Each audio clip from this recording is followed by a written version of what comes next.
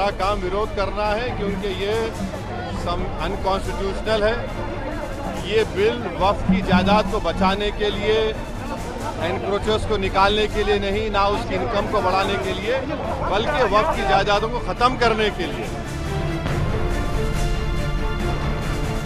वक्फ संशोधन विधेयक 2024 के खिलाफ दिल्ली की जंतर मंतर पर प्रदर्शन हो रहा है। All India Muslim personal law board यानी AIMPLB की अगुवाई में मुस्लिम संगठन विरोध जता रहे हैं। प्रदर्शन को कई सियासी दलों का भी समर्थन मिला है। इसी बीच विरोध प्रदर्शन में ऑल इंडिया मजलिसे इत्तेहादुल मुस्लिमीन यानी AIMIM के प्रमुख असदुद्दीन अवैसी भी शामिल हुए हैं। उन्होंने केंद्र सरकार पर जमकर हमला बोला है। उन्होंने आरोप लगाया कि इस बिल का मकसद वक्फ की संपत्तियों को छीनना है।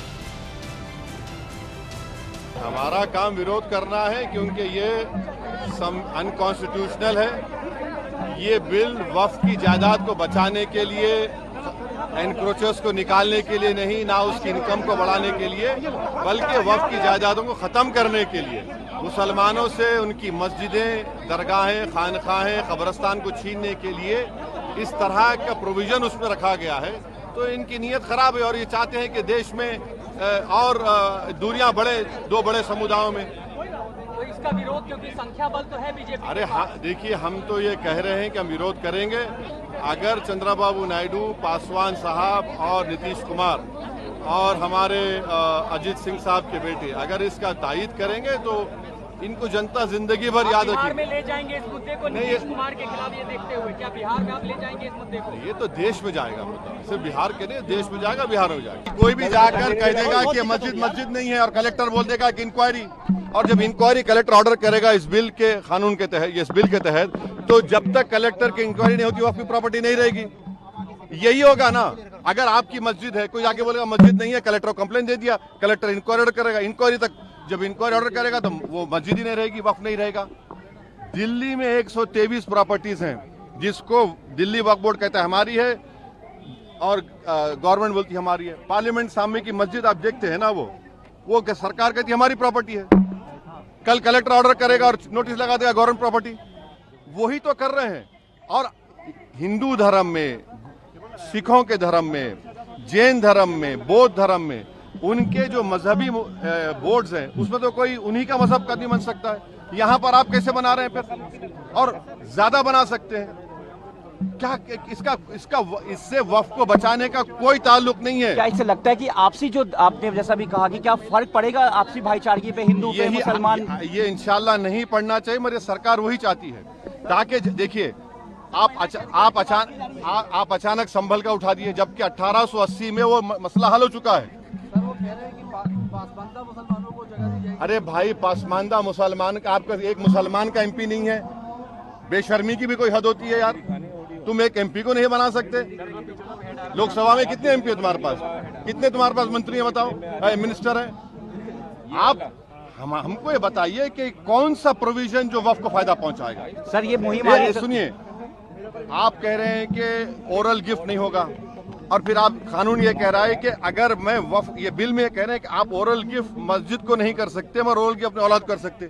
ये कौन सा कानून है? ट्रांसफर ऑफ प्रॉपर्टी एक्ट तो एक्ट है ना, कैसा करेंगे आप? ये काट के हटा दो। महिला पहले से मेंबर है, महिला आप लोग पढ़ते नहीं है, महिला पहले से मेंबर है। वहीं इस प्रदर्शन में जमीयत उलेमा-ए हिंद के अध्यक्ष मौलाना महमूद मदनी भी शामिल हुए। उन्होंने कहा कि ये सिर्फ मुसलमानों का मामला नहीं है, बल्कि मुल्क के दस्तूर का मामला है। तासुर ये दिया जा रहा है कि ये मुसलमानों का मामला है, हालांकि सच्चाई ये है कि ये मुसलमानों का मामला नहीं है। सिर्फ मुसलमानों का तो है ही है, लेकिन सिर्फ मुसलमानों का नहीं है, बल्कि ये मुल्क के दस्तूर का मामला है। इस मुल्क के दस्तूर साजों ने, मॉडर्न इंडिया के जो आर्किटेक्ट थे, उन्होंने जो खाका बनाया था इस मुल्क का, उसको ये लोग तोड़ देना चाहते हैं, तोड़ने की सिमत में चल रहे हैं। हमारे घरों में बिल्डोजर चल रहे हैं, मस्जिदों और मदरसों में बिल्डोजर चल रहे हैं, और अब ये वक्फ एक्ट के जरिए से भारत के दस्तूर पर, संविधान पर बिल्डोजर चलाया जा रहा है, चलाने की कोशिश हो रही है। तो मैं इसकी मुखालिफत तो हर हाल में करनी है, लेकिन आगे का लाए अमल क्या होगा, आगे कैसे किया जाएगा, ये लड़ाई कैसे लड़ी जाएगी। तो जैसा कि सब लोगों ने कहा कि ये शुरुआत है, तो जब किसी चीज की शुरुआत इतनी खूबसूरत हो तो उसकी जवानी और उसका शबाब कितना खूबसूरत होगा। मुझे हमारे सिख समाज के जिम्मेदार, मैं उनको मुबारकबाद देना चाहता हूं, और यकीनन ये लड़ाई सब लोगों की है, और अगर इस लड़ाई को अकेले अकेले लड़ा जाएगा तो हो सकता है थोड़ी दिन के लिए वो जीत जाए, लेकिन एक बात का यकीन है, मैं अपने मुसलमानों से और फिक्रमंद सिटीजन से, भारत के जो लोग चिंता में है कि ये भारत जा कहाँ रहा है, बनाया क्या जा रहा है, ये जो मेजोरिटोरियन स्टेट बनाने की कोशिश हो रही है, इसका बेहतरीन जवाब है जो इन्होंने कहा है कि यह अक़लियतों की अक्सरियत का मुल्क है। सिर्फ हमें नहीं जमा होना है, बल्कि हमें अपने साथ और भी सबको जमा करना है। एक बात यह है। दूसरी बात यह है, हर लड़ाई के लिए कुर्बानी की जरूरत होती है। आप लड़ाई लड़ेंगे और आराम से बैठे रहेंगे, काम नहीं। और जो बात उन्होंने कही, इन्होंने कही कि बस इनफ, बहुत हो गया, तो कुर्बानी देने के लिए हमें तैयार होना चाहिए। मैं मेहमानों का वक्त नहीं लूंगा, मैं तो अंदर का आदमी हूं, मेहमान नहीं हूं।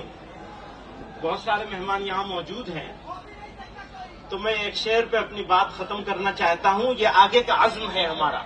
थोड़ी तकलीफे रसन, कली माजिद मरहूम ने कहा था, थोड़ी तकलीफे रसन फिर थोड़ी सी तकलीफेदार। रसन कहते हैं जेल को। तो अब सिर्फ सड़क से काम नहीं चलेगा, थोड़ी तकलीफे रसन फिर थोड़ी सी तकलीफेदार, उसके बाद है दोस्तों आराम ही आराम।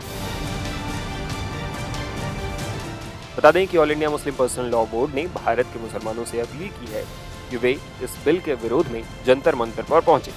AIM-PLB ने सरकार पर संशोधन बिल थोपने का आरोप लगाया है। बोर्ड के प्रदर्शन को Congress, TMC, RJD, JMM, NCP, SP, AIMIM, DMK, SAD, Shiv Sena, UVT और IUML ने समर्थन दिया है।